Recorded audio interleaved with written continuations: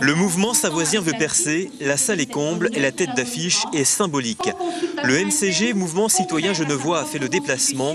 Le deuxième parti du canton suisse se dit favorable à un État de Savoie, regroupant les deux départements français, Genève et une partie de l'Italie.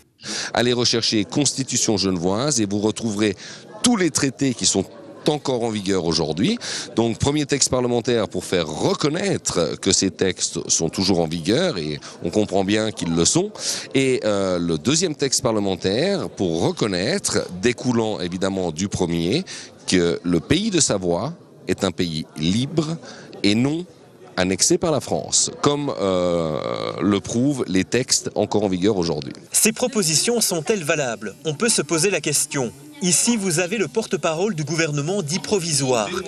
En clair, les pays de Savoie ne seraient pas français, un acte de résistance en quelque sorte. Le gouvernement provisoire se comporte un peu comme les 40 tables qui ont été discutées, les conditions de rentrée dans la France, qui ont été posées les conditions à Napoléon.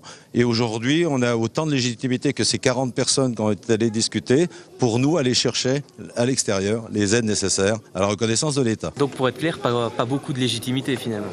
Mais les 40 tables n'avaient pas plus de légitimité. C'est bien eux qui ont été négociés l'entrée de la Savoie dans l'espace français.